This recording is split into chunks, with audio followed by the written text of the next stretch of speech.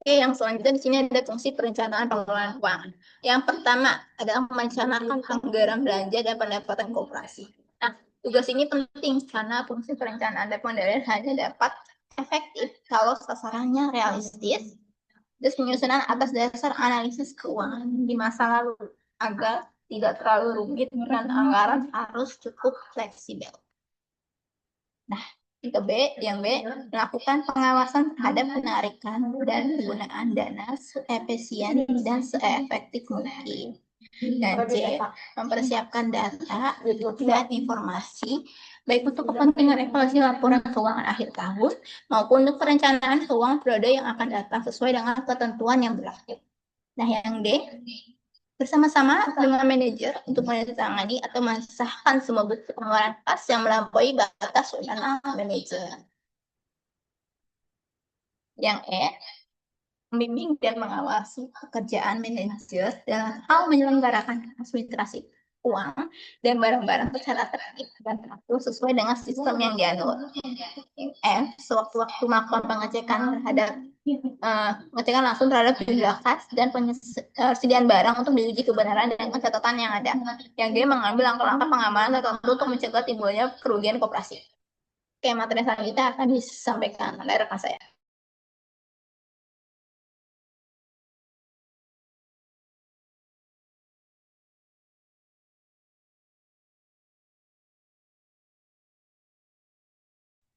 Nah, baik, selanjutnya ada pengelolaan dana dalam koperasi juga selain perencanaan. Kita di koperasi juga melakukan pengelolaan dana. Karena sebagai sebuah badan usaha koperasi itu harus dikelola secara profesional, sehingga pengurus yang mendapat amanah dari anggota juga dapat menjalankan aktivitas organisasi dan usaha koperasi perlu memiliki kemampuan yang mumpuni, termasuk pengetahuan yang luas mengenai cara pengelolaan koperasi. Nah, hal ini sesuai dengan tugas pengurus sebagaimana yang dinyatakan dalam ayat 1 pasal 30 Undang-Undang Nomor 25 Tahun 1992 tentang perkoperasian yang berhubungan dengan pengelolaan keuangan, yaitu yang pertama, mengelola koperasi dan usahanya. Yang kedua, mengajukan rencana kerja serta rancangan anggaran pendapatan dan belanja koperasi. Kemudian, mengajukan laporan keuangan dan pertanggungjawaban pelaksanaan tugas. Dan kemudian, menyelenggarakan pembukuan keuangan dan inventaris secara tertib. Boleh di next.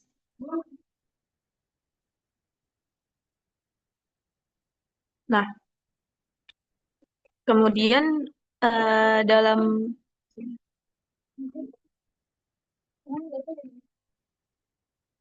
Kemudian dalam pengelolaan koperasi juga diperlukan strategi pengelolaannya diantaranya sebagai di bawah ini yaitu fokus utama dari strategi pengelolaan dana koperasi simpan pinjam adalah membangun sistem yang efisien dan mobilisasi dana. Kemudian koperasi simpan pinjam juga harus menerapkan sistem peminjaman yang kuat untuk memberikan pinjaman kepada anggotanya, memastikan efektif atau enggaknya dan efisiensi atau enggaknya dalam prosesnya sambil menjamin bahwa dana yang disalurkan dipastikan digunakan sama uh, anggotanya dengan tepat. Kemudian pengawasan yang efektif juga sangat penting, yaitu mengharuskan koperasi simpan pinjam untuk mempertahankan mekanisme pengawasan yang waspada untuk mengawasi operasi dan memastikan kepatuhan terhadap peraturan yang relevan. Kemudian yang ketiga, keterlibatan lembaga pinjaman simpanan atau LPS dalam memberikan penjaminan menjadi aspek penting dalam strategi ini juga. Nah, LPS dipercaya untuk menjaga simpanan anggota koperasi simpan pinjam, kemudian menanamkan kepercayaan diri di antara para nasabah mengenai keamanan dana mereka jika terjadi masalah pada sistem manajemen. Nah, dalam konteks ini, pengembangan sistem yang lebih baik yang mencakup manajemen risiko dan pengembangan keterampilan untuk sebagai langkah strategis berikutnya bagi koperasi simpan pinjam. Boleh di next.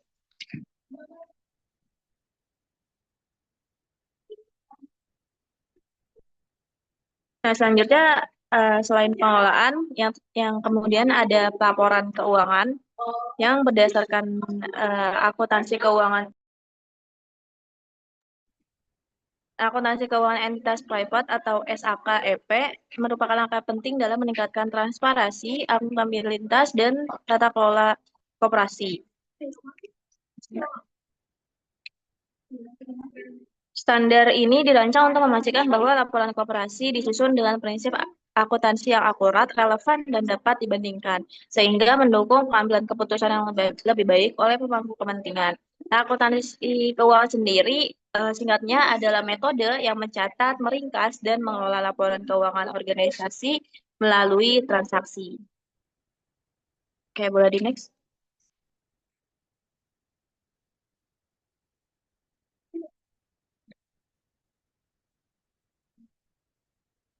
Nah, informasi yang disajikan dalam laporan keuangan eh, terdiri dari yang pertama itu adanya laporan laba rugi atau laporan perhitungan hasil usaha, merupakan laporan yang berisi informasi tentang hasil kerja manajemen selama satu periode akuntansi. Nah, hasil kerja utama yang dilaporkan itu berupa pencapaian dalam menghasilkan pendapatan dan kemampuan manajemen dalam mengendalikan biaya operasional maupun non-operasional.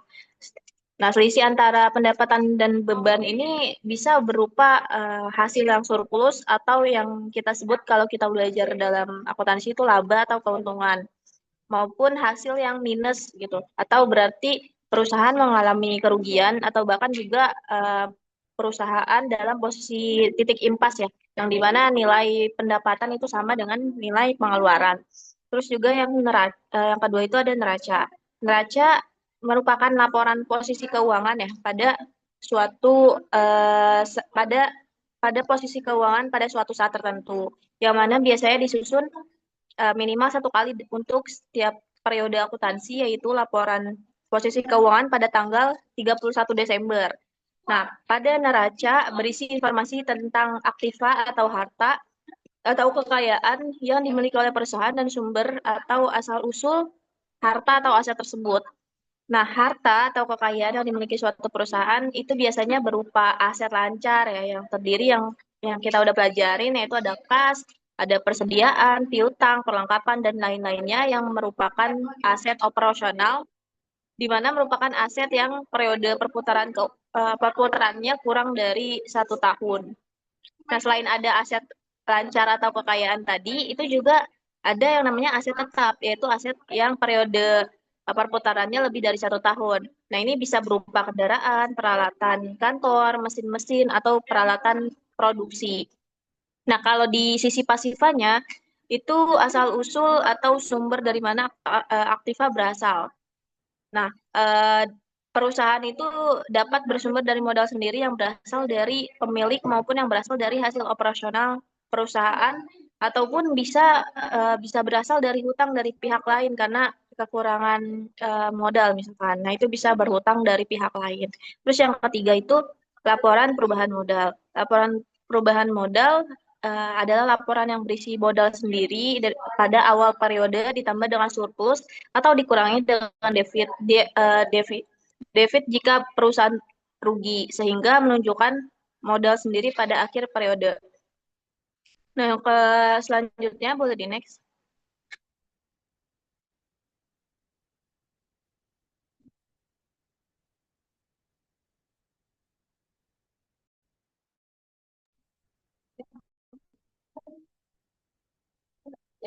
Oke, yang selanjutnya itu ada laporan arus kas, di mana laporan arus kas ini informasinya itu tentang penerimaan kas, terus juga pengeluaran kas dan saldo kas selama satu periode akuntansi. Kemudian laporan arus kas diawali juga dengan membuat buku kas harian biasanya, terus juga dapat dibuat laporan arus per bulan, terus maupun laporan arus kas selama satu periode akuntansi.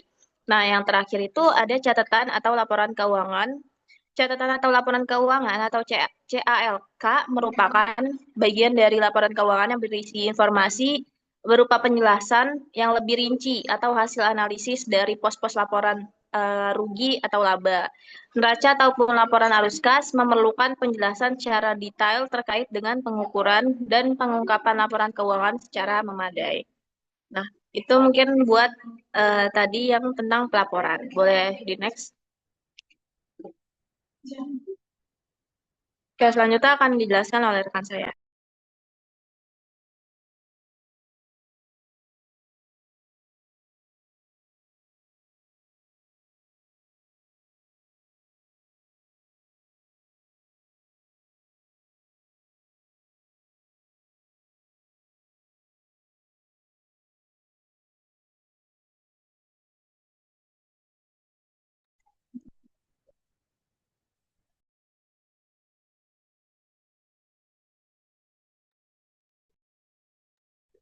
Baik, saya izin lanjutkan. Selanjutnya ada pengawasan dan mekanisme dalam koperasi. Boleh di next. Oke. Nah, untuk menghasilkan koperasi yang berkualitas itu diyakini dengan diperlukannya ada pengawasan terhadap koperasi supaya dapat percaya sama anggotanya. Nah, untuk menghasilkan koperasi yang berkualitas itu akhirnya Presiden Republik Indonesia menurunkan eh, Peraturan Presiden ya nomor 62 tahun 2015 tentang Kementerian Koperasi dan Usaha Kecil Menengah di mana pada struktur Kementerian Koperasi dan UKM yang baru dibentuk deputi baru yaitu Deputi Bidang Pengawasan. Nah, eh, yang bertujuan untuk meningkatkan efektivitas pelaksanaan pengawasan koperasi oleh pemerintah, pemerintah provinsi dan pemerintah kabupaten atau kota sesuai dengan wilayah keanggotaan koperasi. Kemudian bertujuan juga untuk meningkatkan kesadaran para pengelola koperasi dalam mewujudkan kondisi sesuai dengan peraturan yang sudah berlaku. Nah, selanjutnya sasaran pengawasan koperasi. Dalam pengawasan koperasi ini diberikan sasaran supaya lebih tepat, yaitu ya, terwujudnya peningkatan kepatuhan koperasi terhadap peraturan perundang-undangan, kemudian terbentuknya koperasi yang kuat, sehat, mandiri, dan tangguh, dan terwujudnya koperasi yang akuntabel. Boleh di next.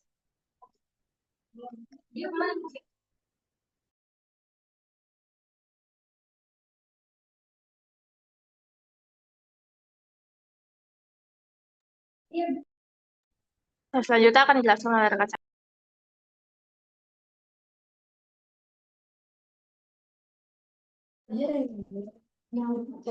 Kemudian selanjutnya itu ada perencanaan operasional. Perencanaan operasional dalam koperasi merupakan usaha yang sistematis untuk mengendalikan biaya dan mengelola simpanan anggota secara efisien, sehingga koperasi mampu memaksimalkan sisa hasil usaha demi keberlanjutan usaha dan kesejahteraan anggota. Ada tiga komponen utama dari perencanaan operasional koperasi. Yang pertama yaitu biaya operasional.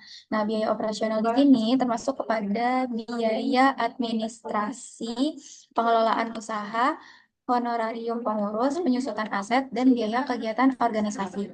Kemudian yang kedua, itu ada simpanan anggota.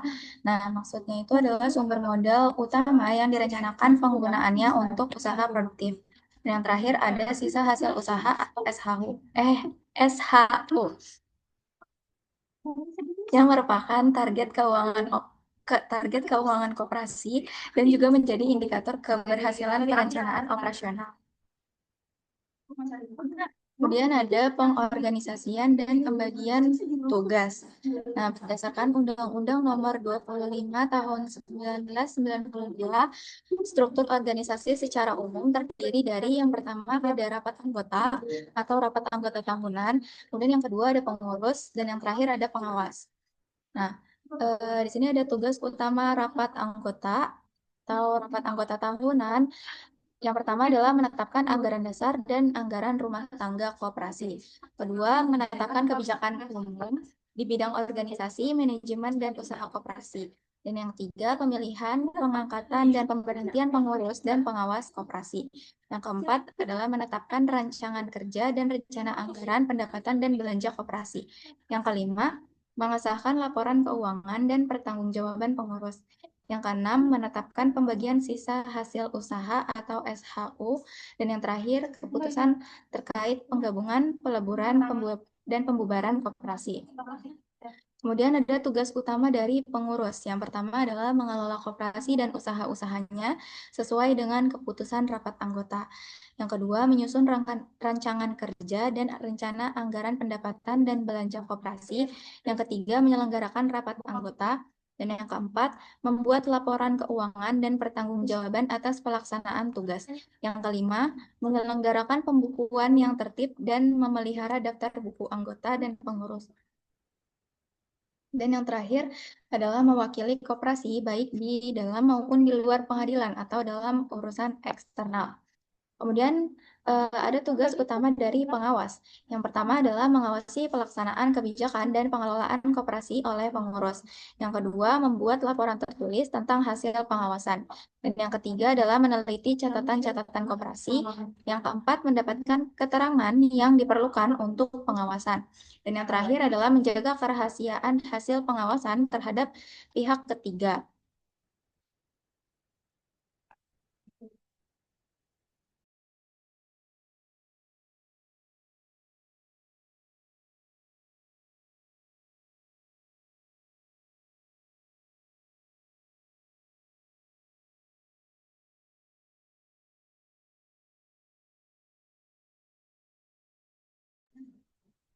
Kemudian ada evaluasi kinerja operasional.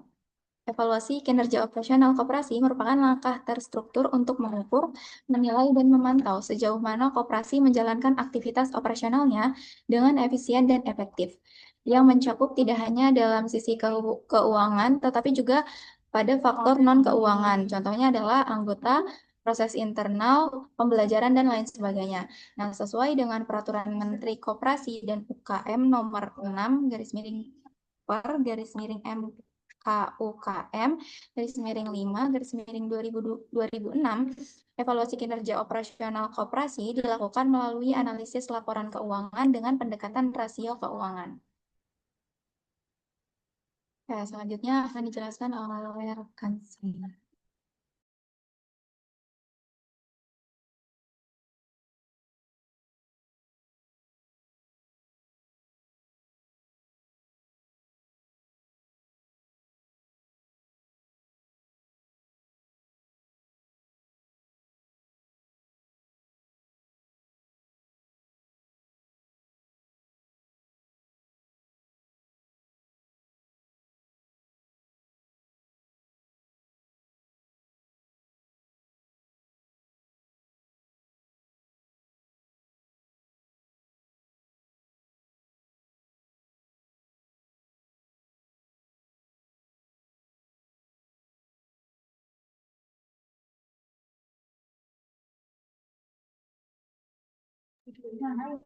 Selanjutnya ada pelayanan peserta. Nah, dalam pelayanan peserta itu dilakukan proses yang merupakan rangkaian kegiatan yang dilakukan koperasi untuk memenuhi kebutuhan dan kepentingan anggotanya sesuai dengan prinsip dari anggota, oleh anggota, dan akan berakhir ke anggota. Proses ini berbeda ya sebenarnya, tergantung jenis koperasi, apakah koperasi itu konsumsi atau simpan pinjam, produsen, jasa, atau dan sebagainya. Tapi secara umum dalam tahapannya dibagi menjadi beberapa tahapan. Yang pertama ada pendaftaran peserta ya.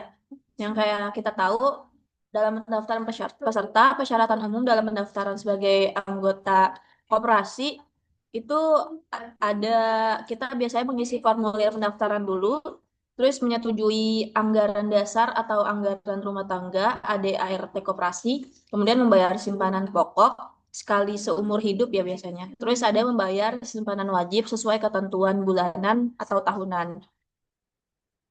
Nah, yang kedua itu identifikasi kebutuhan anggota. Koperasi wajib memahami kebutuhan dari setiap anggotanya agar pelayanannya itu juga tepat sasaran dan sesuai kebutuhan anggotanya. Yang dimana langkah di nomor kedua ini yaitu menyebarkan kuesioner atau survei kebutuhan, kemudian diskusi dalam rapat anggota dan kelompok, dan mengumpulkan data transaksi setiap anggota. Kemudian yang ketiga itu penyediaan produk atau layanan. Nah, setelah kebutuhan udah diketahui nih apa aja yang dibutuhkan, koperasi itu menyiapkan produk atau jasa berupa koperasi simpan pinjam, menyiapkan adanya dana yang dibutuhkan sama anggota, terus berupa tabungan, pinjaman, dan pembiayaan usaha misalkan. Dan ada koperasi konsumsi yang biasanya itu berupa sembako atau biasanya kebutuhan rumah tangga juga. Terus ada koperasi produksi berupa pengadaan bahan baku kalau ada yang membutuhkan bahan baku dan pemasaran produk dari setiap anggota yang punya produk. Terus ada koperasi jasa yang biasanya berupa transportasi, asuransi, dan layanan pendidikan. Kemudian langkah keempat itu pelayanan transaksi, di mana untuk simpan pinjam itu biasanya anggota menabung atau mengajukan pinjaman terlebih dahulu. Terus pengurus akan mengecek kelayakan pinjamannya, akan di-checking internal dan jaminannya itu apa. Kemudian akan yang terakhir itu pencairan dana dan penandatanganan perjanjian. Nah, kalau berbeda dengan koperasi konsumsi, kalau di konsumsi itu anggota membeli barang dengan harga anggota atau lebih murah biasanya. Nah, yang selanjutnya itu bisa pakai sistem kredit atau potong gaji juga.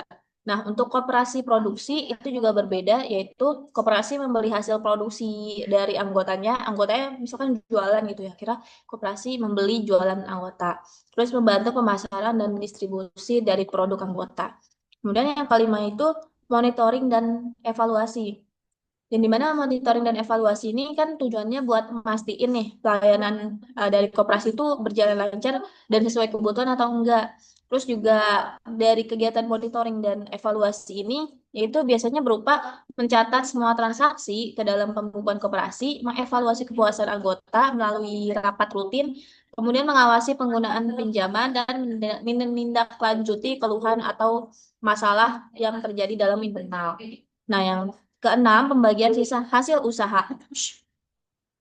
Di akhir tahun buku, koperasi melakukan rapat anggota RAT yang prosesnya itu berupa laporan pertanggungjawaban pengurus, kemudian perhitungan SHU atau sisa hasil usaha berdasarkan keuntungan bersih, terus pembagian SHU kepada anggota berdasarkan partisipasi dalam jumlah simpanan, terus ada berdasarnya transaksi, misalnya pinjaman atau pembelian. Kemudian menentukan rencana kerja dan anggaran untuk koperasi tahun berikutnya. Yang terakhir yaitu pengembangan dan pemberdayaan anggota, di mana koperasi juga berperan meningkatkan kapasitas dari anggotanya. Jadi nggak cuma melayani, tapi juga meningkatkan kapasitas dari anggota tersebut melalui pelatihan manajemen usaha, edukasi keuangan dan literasi koperasi, penyediaan informasi pasar dan teknologi, serta pendampingan usaha bagi UMKM. Baik, selanjutnya akan dipaparkan studi kasus oleh rekan saya.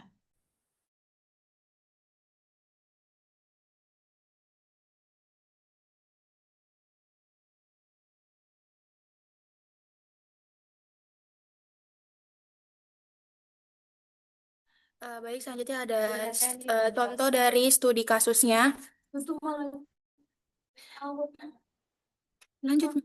Nah, studi kasus yang pertama itu berjudul Analisis Penguatan Strategi Pengelolaan dan Pengembangan Sistem Keuangan Terhadap Kinerja Keuangan Koperasi Konsumen Dogma Universitas Nahdlatul Ulama Sidoarjo. Penelitian dilakukan oleh Putri tahun 2025 mengungkapkan bahwa pengelolaan sistem keuangan koperasi konsumen Dogma masih menghadapi sejumlah tantangan. Salah satunya tingginya tingkat tunggakan angsuran dari kalangan mahasiswa. Nah, berdasarkan hasil wawancara dengan pengurus menunjukkan bahwa sistem keuangan koperasi sudah tidak bersifat manual, tetapi sudah menggunakan template Excel yang telah diberikan dari Dinas Koperasi setempat. Penelitian ini mengungkapkan tingginya angka penunggakan angsuran mahasiswa yang disebabkan oleh beberapa faktor utama. Nah, faktor yang pertama itu adalah banyaknya anggota yang merupakan mahasiswa belum sepenuhnya memahami kewajiban keuangan mereka sebagai anggota aktif koperasi, termaksud mengembalikan pinjaman sesuai jadwal yang telah disepakati. Yang kedua yaitu proses pencatatan angsuran dan pemberitahuan tunggakan masih dilakukan secara manual, sehingga tidak adanya sistem pengingat otomatis menyebabkan keterlambatan informasi yang berpengaruh pada kedisiplinan pembayaran. Dan masalah yang ketiga yaitu belum diterapkannya sistem sanksi maupun insentif yang jelas sehingga tidak ada dorongan konkret bagi anggota untuk membayar tepat waktu ataupun apresiasi bagi anggota yang tertib. Next. Berdasarkan permasalahan yang telah dijelaskan sebelumnya, Koperasi Konsumen Dogma membuat sejumlah strategi pengelolaan sistem keuangan yang berorientasi pada pendekatan preventif dan edukatif sebagai berikut. Yang pertama yaitu penerapan sistem notifikasi otomatis berbasis aplikasi koperasi dengan dukungan teknologi WhatsApp dan SMS gateway yang terhubung langsung ke database keuangan sehingga anggota dapat menerima pengingat sebelum jatuh tempo pembayaran angsuran.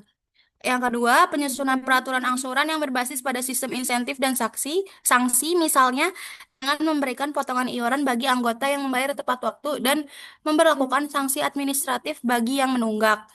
Dan yang ketiga itu adalah peningkatan literasi dan edukasi keuangan bagi mahasiswa melalui kerjasama dengan organisasi kemahasiswaan dengan mengadakan seminar atau pelatihan mengenai dasar-dasar manajemen keuangan pribadi.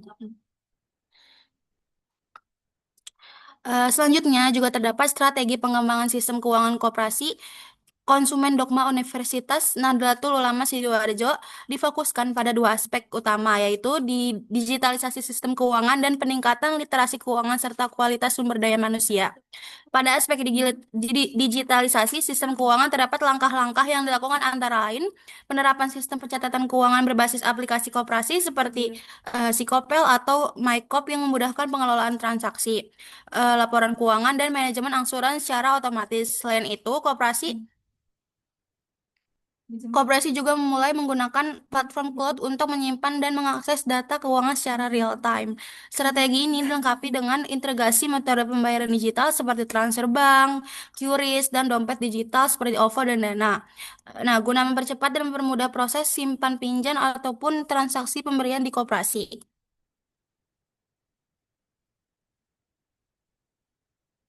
Hmm.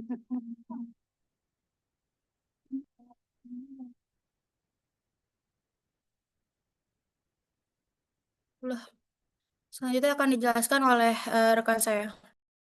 Nah, yang selanjutnya di sini ada studi kasus implementasi pengelolaan keuangan koperasi unit desa atau KUD Sinar Mulia Desa Penyeladi Kecamatan Kapuas Kabupaten Sanggau. Nah, dalam penelitian ini tuh menunjukkan bahwa yang pertama itu ada perencanaan pengelolaan keuangan di koperasi KUD ini dilaksanakan pada saat rapat anggota yang membahas rancangan anggaran yang meliputi pendapatan dan belanja koperasi serta rencana kerja yang meliputi seluruh kegiatan transaksi yang dilakukan. Nah, yang kedua ini pengendalian pengelolaan keuangan di KUD Sidoarjo ini tuh telah dilakukan dengan pengawasan seluruh kegiatan transaksi seperti perhitungan jumlah pendapatan dan pengeluaran untuk mengurangi resiko keuangan. Nah, serta memberikan batasan dalam pemberian pinjaman kepada anggota koperasi dan melibatkan anggota dalam setiap mengambil keputusan untuk menjaga komunikasi. Nah, yang ketiga ini ada pemeriksaan pengelolaan keuangan di KUD Sidoarjo ini telah melibatkan badan pengawas dalam melakukan pemeriksaan serta pencatatan yang telah sesuai dengan standar reputasi. Yang keempat, pelaporan pengelolaan keuangan ini juga telah dilakukan sesuai dengan perhitungan neraca dan arus kas yang telah dilakukan pada rapat anggota serta tutup buku tahunan telah dilaksanakan. Oke. Nah, meskipun dalam pengelolaan keuangan di KUD Sidoarjo telah melakukan perencanaan, pengendalian, dan pemeriksaan dan laporan, namun dalam praktik perencanaan pengelolaan di keuangan di KUD Sidoarjo ini masih belum sesuai dengan prinsip tersebut, sebab masih belum dilakukan secara transparansi, artinya perencanaan hanya dilakukan antar pengurus koperasi dengan sejumlah anggota saja dan tidak melibatkan keseluruhan anggota koperasi, sehingga anggota yang lain tidak dapat melakukan pemantauan lebih mendalam yang dapat menyebabkan munculnya peluang pengurus menyalahgunakan dana. Nah, hal ini juga tentunya dapat mengurangi rasa kepercayaan anggota kepada pengurus koperasi. Nah, dalam praktik pengendalian pengelolaan keuangan juga koperasi KUD Sinar Mulia itu telah dilaksanakan sesuai dengan peraturan yang berlaku dengan melakukan pemantauan rutin terhadap seluruh kegiatan transaksi dan menerima laporan dari tiap bidang yang kemudian dilakukan pencatatan yang dibantu oleh badan usaha.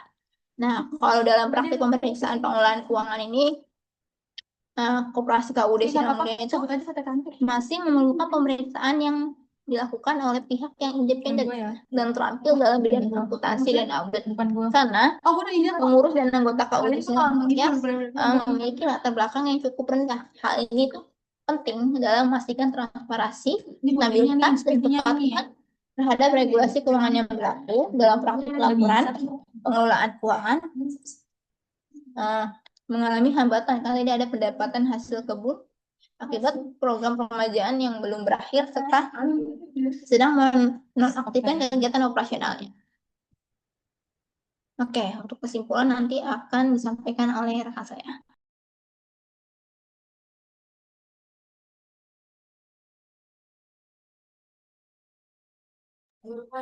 Baik, setelah pemaparan tadi dari para anggota kelompok 6, maka disimpulkan koperasi merupakan suatu bentuk organisasi ekonomi yang dimiliki, dikelola, dan digunakan oleh anggotanya secara bersama-sama untuk memenuhi kebutuhan dan meningkatkan kesejahteraan anggota. Untuk menjamin keberlangsungan dan keberhasilan operasi sebuah koperasi, manajemen koperasi adalah salah satu komponen yang sangat penting.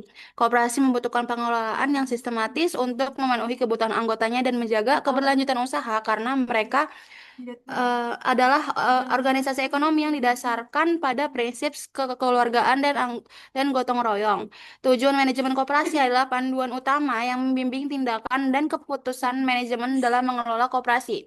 Manajemen koperasi adalah yang mencakup perencanaan, pengorganisasian, pengarahan, dan pengendalian operasional koperasi untuk mencapai tujuan ekonomi, sosial, dan lingkungan yang diinginkan. Manajemen koperasi memadukan prinsip-prinsip manajemen umum dengan karakteristik unik koperasi seperti partisipasi anggota aktif dan pemberdayaan. Manajemen koperasi diterapkan sejak awal terbentuknya koperasi. Pada praktiknya, fungsi manajemen berisikan planning, organizing, actuating, dan controlling.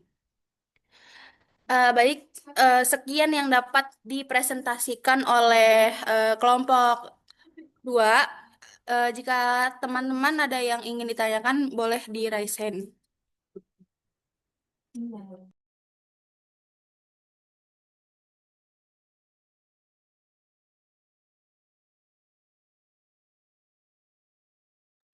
Baik, boleh Anggra ini di on mic.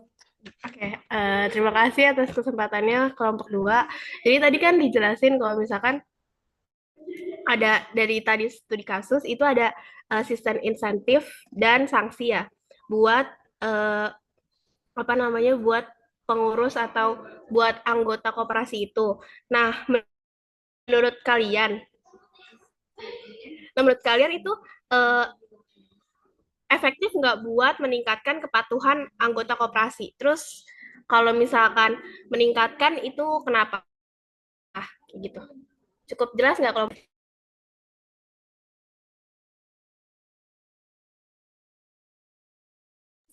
Oke, baik Anggra atas pertanyaannya. Jadi boleh saya ulangi ya pertanyaannya itu adalah kenapa sih apakah sistem insentif dan sanksi efektif dalam meningkatkan kepatuhan anggota koperasi gitu ya Anggra pertanyaannya. ya betul. Jadi izin jawab ya Anggra. Jadi tuh sistem insentif itu bisa memotivasi anggota supaya bisa patuh nih dan mereka tuh punya manfaat nyata dari kepatuhannya nih dalam membayar pinjaman di koperasi secara tepat waktu. Nah, terus juga itu tuh insentif itu bisa ngebikin rasa kayak dia dapat diapresiasi, jadi dia merasa dihargai sehingga loyalitas terhadap koperasinya itu meningkat. Nah, terus untuk sistem sanksi itu bisa memberikan efek jerak. Jadi tuh sanksi berupa administratif, denda keterlambatan atau pembatasan akses layanan koperasi itu bisa menekan anggota supaya lebih disiplin dalam pembayarannya. Terus juga ini tuh bisa menjaga keadilan antar anggota karena sanksi itu bisa memastikan bahwa anggota patuh dan tidak dirugikan oleh mereka yang abai sehingga menumbuhkan rasa keadilan. Cuman insentif dan sanksi ini tuh harus disertakan dengan transparansi dalam penerapannya. Jadi anggota tuh dari awal harus sudah tahu kalau misalnya ada peraturan atau aturan mainnya sejak awal mereka bergabung nih di koperasi ini. Terus juga dibarengi sama edukasi supaya anggota yang kurang paham kewajiban keuangannya tetap perlu diberikan literasi keuangan agar insentif dan sanksinya tidak sekedar dipandang sebagai hukuman atau hadiah semata aja gitu. Apakah terjawab, Anggra? Ya, sudah terjawab. Terima kasih. Jawab Ovi, terima kasih. Baik, apakah teman-teman yang lain ada yang ingin bertanya atau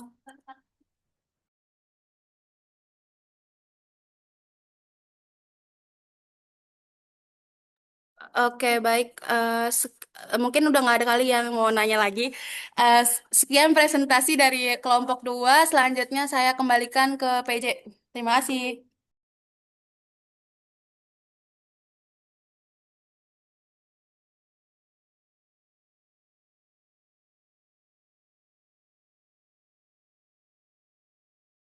Oke, makasih kelompok 2. Mungkin bisa langsung dilanjut ke kelompok 3 ya.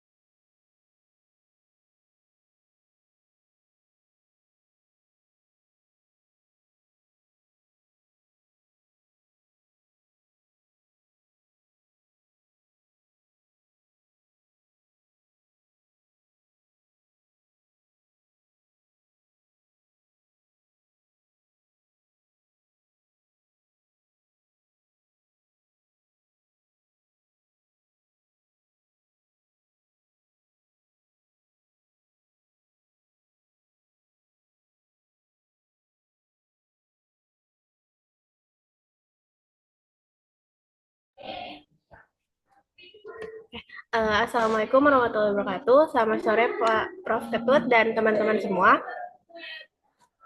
Hari ini sekarang kelompok 3 akan mempresentasikan tentang keorganisasian dan struktur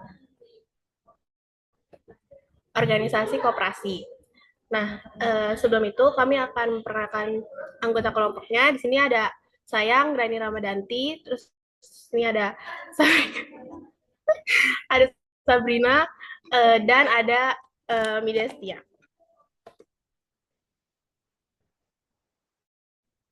Oke.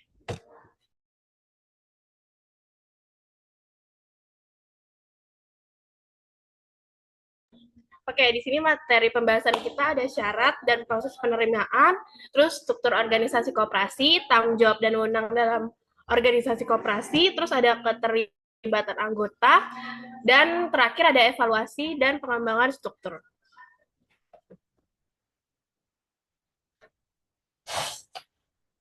Selanjutnya ada syarat dan proses penerimaan koperasi.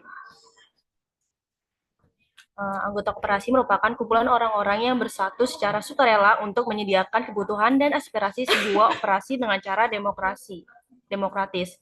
Salah satu syaratnya itu menjadi warga negara Indonesia. Yang pertama, memiliki kemampuan untuk melakukan tindakan hukum. Koperasi memiliki legalitas usaha yang berbadan hukum dan telah diatur oleh undang-undang. Dalam hal ini, koperasi dapat melakukan tindakan hukum yang mana perbuatannya terwakilkan oleh pengurus, pengawas, dan anggota. Terus yang kedua ada mempunyai status penghasilan. Syarat menjadi anggota koperasi adalah mempunyai status penghasilan karena sebab sumber dana koperasi terdiri dari modal sendiri dan pinjaman. Modal sendiri mencakup dana cadangan, simpanan wajib, dan pokok, sedangkan modal pinjaman koperasi berasal dari anggota dan non-anggota. Yang ketiga, kesanggupan secara tertulis dan membayar simpanan koperasi. Anggota koperasi harus mengajukan permohonan menjadi anggota secara tertulis dan menyatakan kesanggupan untuk membayar simpanan pokok dan wajib sekaligus. Dalam koperasi simpan pinjam, simpanan pokok adalah jenis simpanan yang harus ada bagi calon anggota ketika pertama kali masuk menjadi anggota syah koperasi. Sementara itu, simpanan wajib merupakan sejumlah uang yang harus anggota penuhi kepada koperasi dalam waktu dan kesepakatan tertentu. Yang terakhir, memenuhi seluruh anggaran dan ketentuan yang berlaku di koperasi.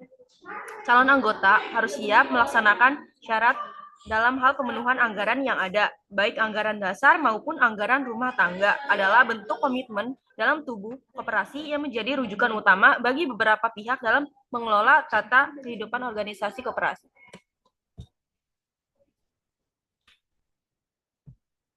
Selanjutnya ada proses penerimaannya. Yang pertama itu ada pendaftaran. Calon anggota mengisi formulir pendaftaran dan menyerahkan dokumen persyaratan yang diminta seperti fotokopi KTP dan pas foto. Yang kedua, pembayaran simpanan. Calon anggota melakukan pembayaran simpanan pokok dan simpanan wajib sesuai ketentuan pada koperasi tersebut.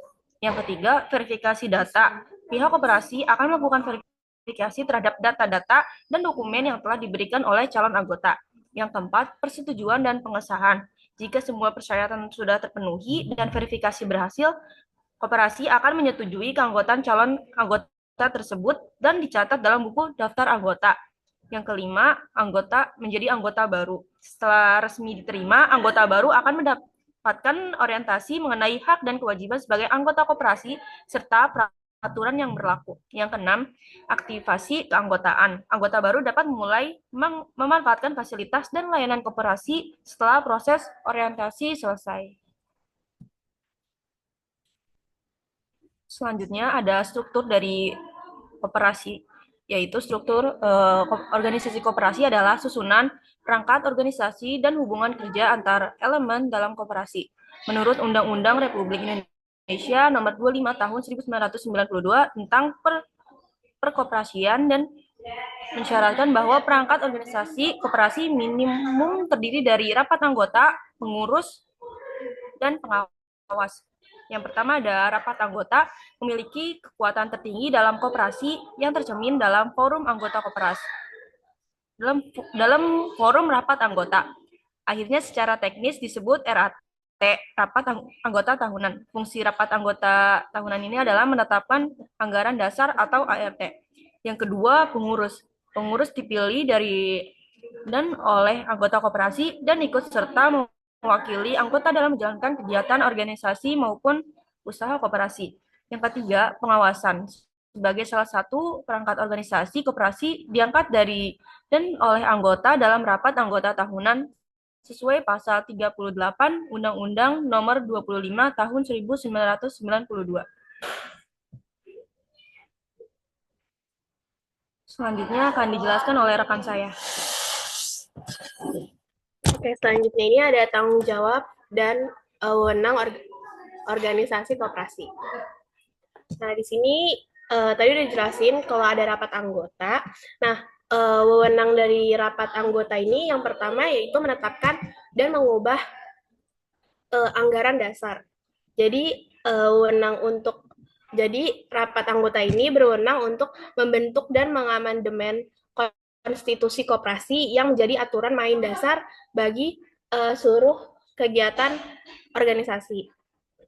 Lalu yang kedua ada menetapkan kebijakan umum, yaitu menentukan arah strategis koperasi di bidang organisasi, manajemen, dan usaha.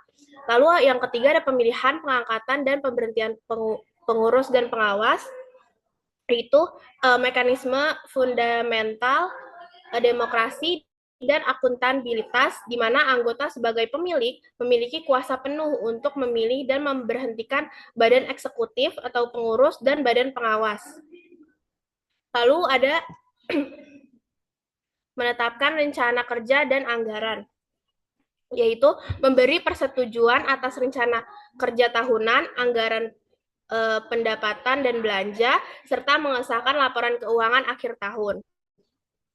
Lalu pengesahan pertanggungjawaban pengurus dan pengawas, yaitu momen krusial di mana anggota mengevaluasi kerja pengurus dan pengawas selama 1 tahun buku dan memutuskan untuk menerima atau menolak laporan pertanggungjawaban mereka. Lalu ada pembagian SHU, yaitu menentukan alokasi dan distribusi surplus usaha koperasi secara adil kepada anggota yang biasanya didasari pada partisipasi dan jasa anggota. Lalu ada keputusan struktural wali kota, yaitu mengambil keputusan terkait eksistensi koperasi seperti penggabungan, peleburan, pembagian, dan pembubaran. Lalu yang terakhir ada menetapkan batas minimum pinjaman. Oke, selanjutnya di sini ada pengurus. Di sini ada tugas-tugas pengurus, yaitu mengelola koperasi dan usahanya, mengajukan rencana-rencana kerja dan RAPBK, menyelenggarakan rapat anggota, mengajukan laporan keuangan dan pertanggungjawaban,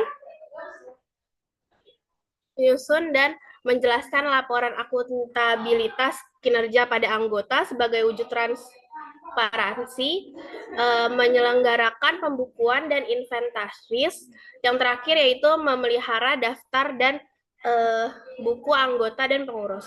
Nah, di sini wewenang dari pengurus ini yaitu yang pertama mewakili koperasi di dalam dan di luar pengadilan, yaitu bertindak sebagai representasi hukum koperasi dalam segala urusan dengan pihak ketiga, termasuk dalam proses peradilan.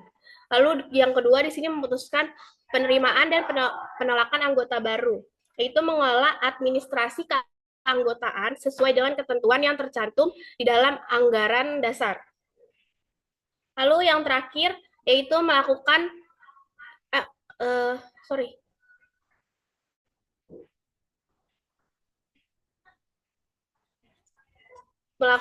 tindakan dan kepentingan koperasi, yaitu mengambil inisiatif dan tindakan yang diperlukan untuk memanfaatkan dan kemajuan koperasi selama sejalan dengan tanggung jawabnya dan keputusan rapat anggota. Nah, di sini ada pengawas. Di sini tugas pengawas sudah dijelasin sama kelompok 2 tadi. Di sini saya akan menjelaskan wewenangnya. Yang pertama itu ada meneliti catatan yang ada di koperasi, yaitu pengawas memiliki hak akses penuh terhadap seluruh catatan, pembukuan, dokumen, dan arsip koperasi tanpa terkecuali. Lalu yang dua, mendapatkan segala keterangan yang diperlukan, yaitu pengawas berwenang untuk meminta informasi dan klarifikasi dari pengurus maupun karyawan koperasi terkait segala aspek pengelolaan. Oke. Materi selanjutnya akan dibacakan oleh rekan saya.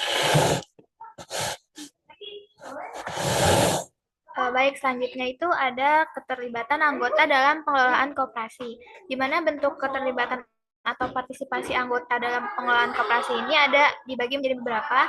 Yang pertama adalah pengambilan keputusan, di mana rapat anggota kan menjadi wadah tertinggi bagi anggota koperasi untuk menyalurkan haknya dalam menentukan arah organisasi ini. Nah, dalam forum ini, anggota tidak hanya memberikan suara, tetapi juga terlibat aktif menyampaikan ide, kritik, dan usulan yang konstruktif. Melalui keterlibatan tersebut, anggota berperan dalam menyetujui laporan dan lain-lainnya. Jadi, partisipasi ini mencerminkan loyalitas dan rasa memiliki para anggota yang kuat terhadap koperasi. Lalu yang kedua ada kontribusi modal, di mana kekuatan koperasi terletak pada modal yang dihimpun dari anggotanya, baik melalui simpanan pokok, wajib, maupun sukarela. Dan setiap kontribusi modal itu tidak hanya menopang keberlangsungan usaha koperasi saja, tetapi juga meneguhkan perasaan memiliki di antara anggota. Semakin keterlibatan anggota itu dalam penyertaan modal, semakin kokoh pula posisi koperasi dalam memberikan layanan yang optimal bagi anggotanya. Lalu, partisipasi yang ketiga yaitu pemanfaatan layanan, di mana keterlibatan anggota juga tercermin dari sejauh mana mereka memanfaatkan layanan koperasi. Anggota yang aktif menggunakan fasilitas seperti simpanan, pinjaman, ataupun yang lainnya membantu meningkatkan perputaran modal koperasi. Lalu yang keempat yaitu partisipasi dalam pengawasan. Jadi anggota koperasi memiliki peran penting sebagai pengawas jalannya organisasi. Mereka dapat terlibat dengan mengawasi RAT, memeriksa laporan keuangan, hingga memberikan kritik maupun saran terhadap kebijakan pengurus. Nah, keterlibatan ini memastikan pengurus bekerja secara transparan dan akuntabel sesuai dengan prinsip cooperative governance. Dengan begitu, koperasi dapat berjalan sehat dan menjaga kepercayaan anggotanya. Lalu yang kelima adalah partisipasi dalam kegiatan sosial dan promosi atau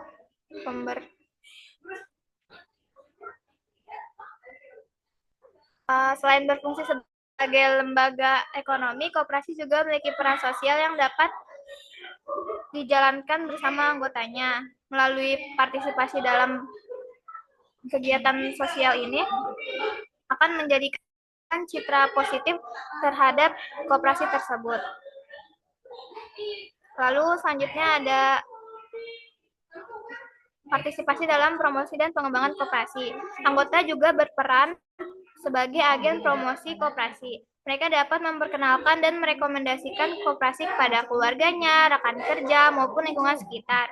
Promosi sederhana ini mampu memperluas jaringan, meningkatkan kepercayaan, sekaligus memperkuat daya saing koperasi di tengah persaingan dengan lembaga usaha lainnya. Lalu partisipasi yang terakhir yaitu inovasi dan teknologi digital. Di era digital, keterlibatan anggota dapat diwujudkan melalui pemanfaatan teknologi. Anggota bisa berpartisipasi dalam RAT secara daring, menggunakan aplikasi koperasi, hingga melakukan transaksi digital seperti menggunakan kris. Digitalisasi ini mempermudah akses informasi sekaligus meningkatkan partisipasi tanpa batasan fisik. Hal ini menjadi langkah penting dalam menarik generasi muda dan menjawab tantangan zaman agar koperasi tetap relevan. Nah, selanjutnya adalah evaluasi dan pengembangan struktur organisasi koperasi. Evaluasi struktur organisasi itu sangat penting untuk memastikan tugas dan izin berjalan efektif, mencegah konflik internal, serta menjaga kepercayaan dan keinginan koperasi. Nah, aspek-aspek yang dapat dievaluasi yaitu pertama, kejelasan peran dan fungsi. Jadi, apakah pengurus, pengawas, manajer, dan anggota lainnya memiliki peran yang jelas dan tindih. Nah, kejelasan ini tuh penting untuk mencegah terjadinya konflik internal. Lalu yang kedua yaitu ada alur komunikasi dan koordinasi, di mana efektivitas organisasi sangat ditentukan oleh kelancaran komunikasi antar anggota maupun pengurus. Jika jalur komunikasinya tidak teratur, keputusan akan lambat dan implementasi program juga tidak maksimal. Lalu selanjutnya itu ada partisipasi, di mana anggota adalah pemilik koperasi, sehingga keterlibatan mereka dalam rapat anggota, pengawasan maupun pengambilan keputusan menjadi ukuran penting dalam evaluasi ini. Lalu yang terakhir ada sistem akuntabilitas. Evaluasi juga melihat sejauh mana laporan keuangan, hasil usaha maupun kebijakan disampaikan secara transparan kepada anggota.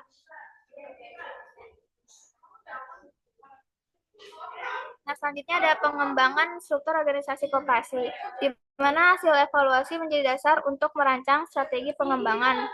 Setelah dievaluasi, lalu ini beberapa langkah strategi yang dapat diterapkan koperasi. Yang pertama adalah penguatan kapasitas SDM, di mana pengurus dan pengawas perlu dibekali pelatihan manajemen, kepemimpinan, dan keuangan. Karena SDM yang kompeten akan mampu menjalankan fungsi kontrol maupun pelayanan kepada anggota dengan lebih baik.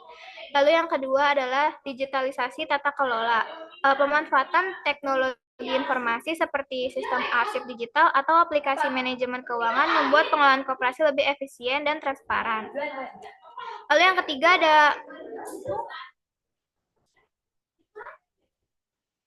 mekanisme akuntabilitas, di mana selain laporan keuangan, koperasi dapat membuat mekanisme audit internal maupun forum evaluasi tahunan untuk menilai kinerja pengurus. Hal ini memperkuat prinsip transparansi dan akuntabilitas. Lalu yang keempat ada budaya organisasi bernilai, di mana pengembangan struktur organisasi tidak hanya soal teknis saja, tetapi juga membangun budaya kerja berbasis nilai-nilai koperasi seperti kejujuran, gotong royong, dan rasa kekeluargaan. Hal ini memperkuat kohesi antara anggota dan pengurus. Lalu yang terakhir harusnya penyusunan kebijakan adaptif, di mana struktur organisasi tidak boleh baku, mereka harus menyesuaikan perubahan lingkungan, kebutuhan anggota, serta dinamika pasar. Nah, selanjutnya ada studi kasus evaluasi dan pengembangan koperasi pembangunan usaha Sumatera, di mana Koperasi Pembangunan Usaha Sumatera Barat yang setelah melakukan perbaikan strukturalisasi meliputi pembagian tugas yang lebih jelas, rekrutmen berbasis kompetensi, serta peningkatan transparansi laporan keuangan berhasil meningkatkan efektivitas manajemen dan menjaga kepercayaan anggota. Dan penelitian itu juga menunjukkan bahwa koperasi ini mampu meningkatkan efisiensi pengelolaan, menjaga kejujuran dan integritas budaya, serta mendistribusikan 40% dari keuntungan melalui SHU kepada anggota. Praktik tersebut membuktikan bahwa rekonstruksi organisasi yang disertai penerapan prinsip GCG dapat memperkuat daya saing sekaligus menjamin keinginan koperasi. Sebelum ke tanya jawab, di sini kesimpulan dari presentasi ini yaitu koperasi adalah badan usaha yang berasaskan kekeluargaan dengan anggota sebagai pemilik dan pengguna jasa.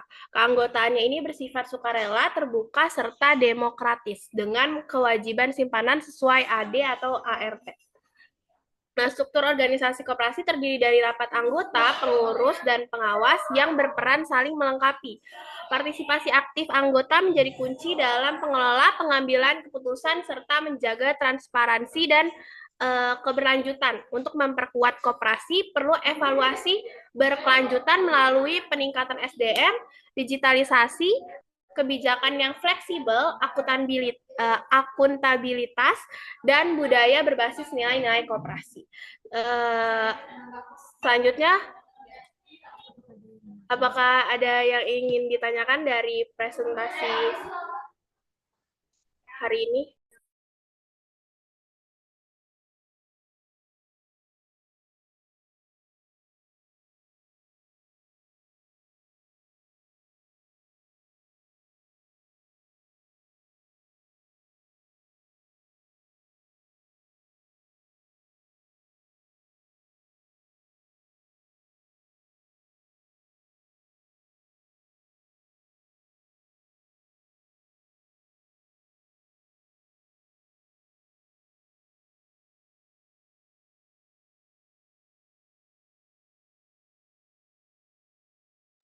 Oke, silakan kelompok 2.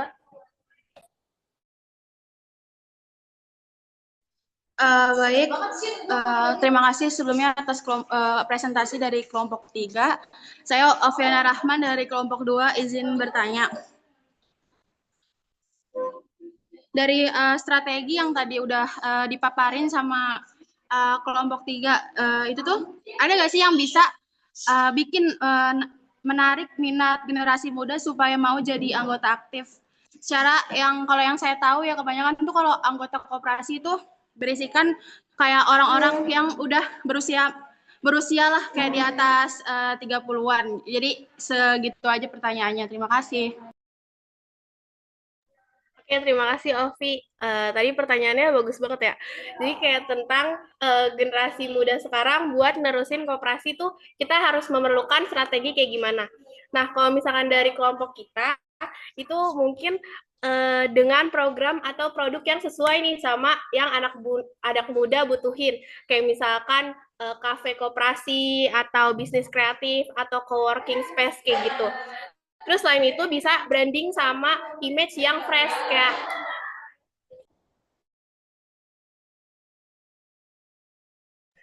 terus jadi mengemas koperasi dengan identitas yang modern kayak gitu, mulai dari sosial media, terus konten-kontennya kayak gitu. Terus yang terakhir bisa dengan akses permodelan yang ringan nih buat mahasiswa dan pemuda-pemuda kayak gitu sih Ovi. Apakah sudah jelas? Oke, dan jelas sih. Makasih ya Anggra untuk jawabannya. Oke, terima kasih Ovi atas pertanyaannya. Ada lagi yang mau ingin ditanyakan?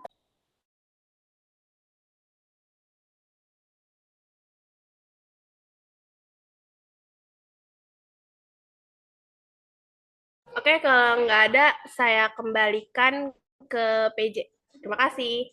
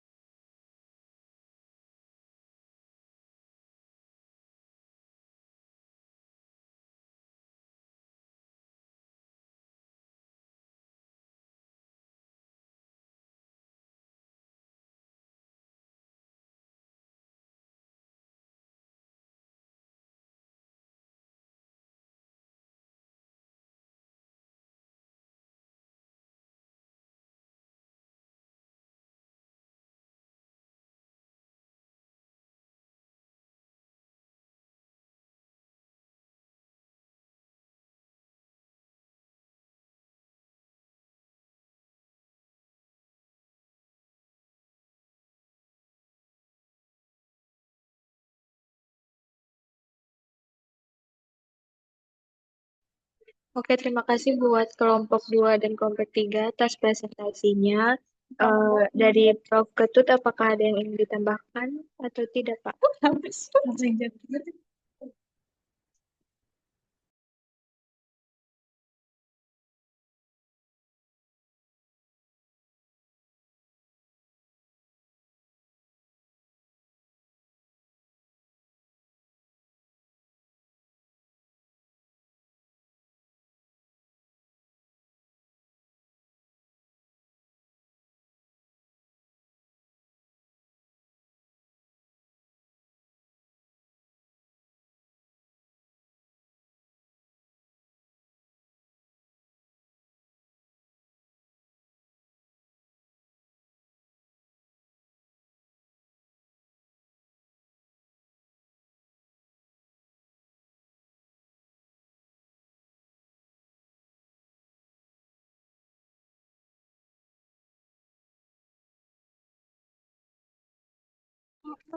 Maaf, Prof, apa ada yang mau ditambahkan lagi atau tidak?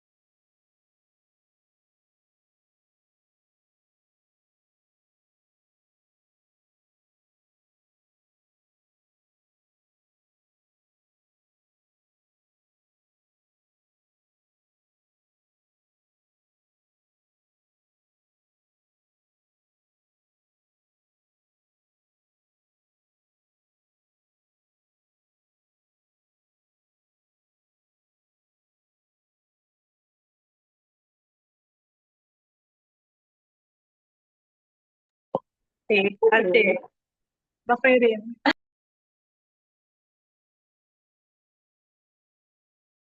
Udah langsung.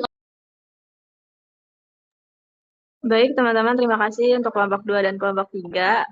Mohon izin karena Prof. Ketut mungkin sedang berhalangan. Selanjutnya kita akan bertemu lagi di pertemuan selanjutnya. Untuk pertemuan kali ini kita cukupkan terlebih dahulu. Terima kasih semuanya. Terima kasih Prof. Ketut.